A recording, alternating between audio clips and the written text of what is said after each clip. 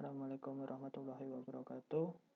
Saya Aziz Fuade akan membagikan pengetahuan saya tentang Service Oriented Architecture atau SOA dan Enterprise Architecture Framework atau EAF. Service Oriented Architecture. Service Oriented Architecture adalah style arsitektur kekinian yang menjadi acuan bagaimana melakukan interkoneksi, integrasi berbagai aplikasi di dalam sebuah enterprise atau bahkan across enterprises dengan lebih mudah dan fleksibel sehingga dapat beradaptasi dengan kecepatan perubahan bisnis.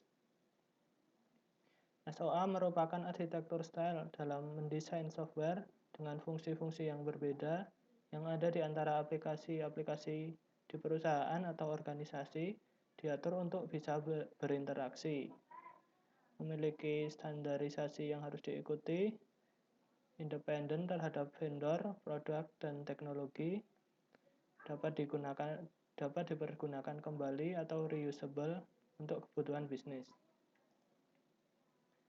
Manfaat arsitektur SOA di dalam integrasi. Yang pertama yaitu service reusability, yaitu fungsi yang diekspos sebagai service mempunyai kemungkinan digunakan kembali di dalam implementasi aplikasi yang berada di perusahaan atau organisasi. Selanjutnya interoperability, yaitu komunikasi antar service akan tetap terjadi dan tidak mempunyai ketergantungan pada jenis platform apapun.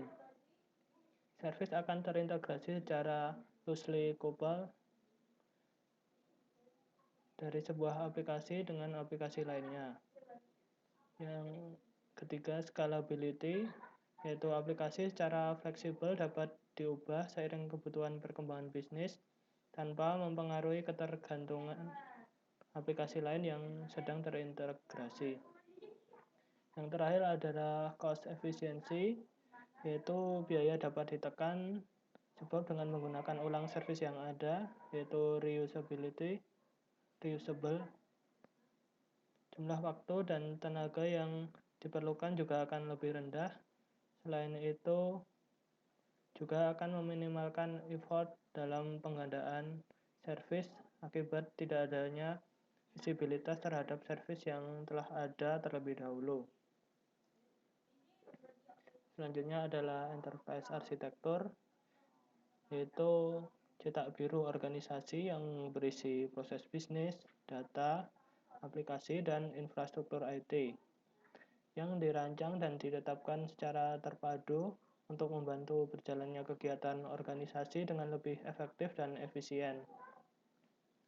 Enterprise architecture memiliki 4 komponen atau domain utama, yaitu arsitektur bisnis, arsitektur informasi, arsitektur aplikasi, dan arsitektur teknologi. Selanjutnya yaitu Enterprise Architecture Framework, yaitu mengidentifikasikan jenis informasi yang dibutuhkan untuk mendeskripsikan arsitektur enterprise, mengorganisasikan jenis informasi dalam struktur logis, dan mendeskripsikan hubungan antara jenis informasi tersebut. Informasi dalam arsitektur enterprise sering dikategorikan dalam model-model atau sudut pandang arsitektural.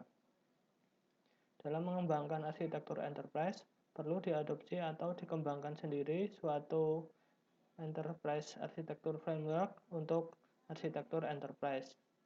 Terdapat berbagai macam framework yang dapat dimanfaatkan untuk pengembangan arsitektur enterprise, seperti Zahman Framework, Federal Enterprise Architecture Framework atau FEAF, DoD Architecture Framework atau DoDAF, Treasury Enterprise Architecture Framework atau TEAF, The Open Group Architectural Framework atau TOGAF, dan lain-lain.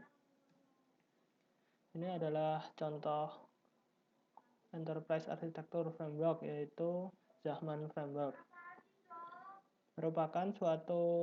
Zahman Framework merupakan suatu alat bantu yang dikembangkan untuk memotret arsitektur organisasi dari berbagai sudut pandang dan aspek, sehingga didapatkan gambaran organisasi secara utuh.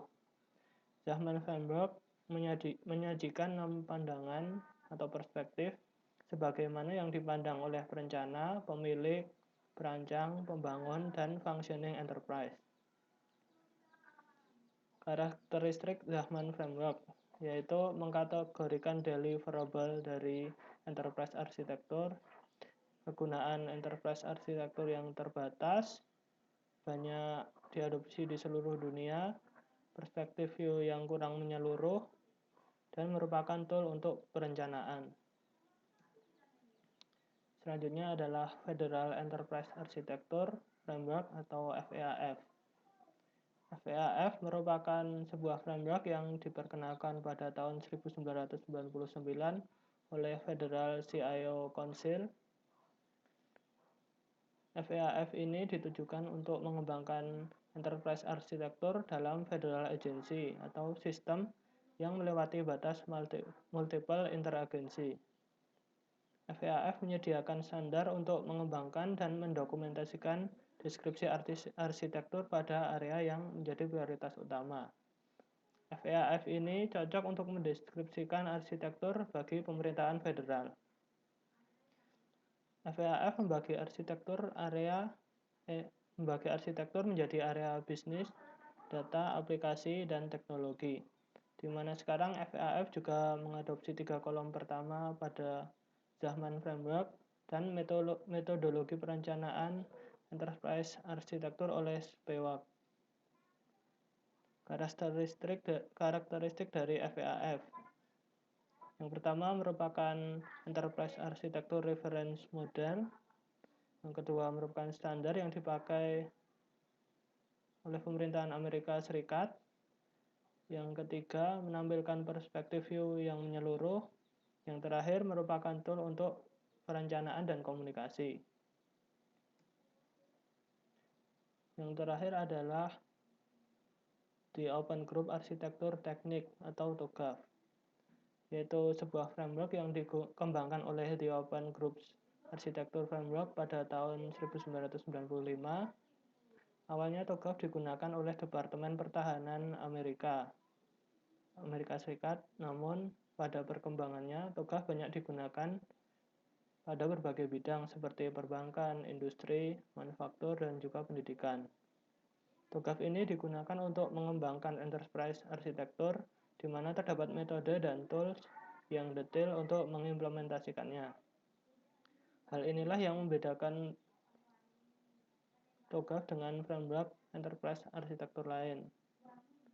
TOGAF memandang enterprise arsitektur ke dalam 4 kategori, yaitu business arsitektur, application arsitektur, data arsitektur, dan technical arsitektur.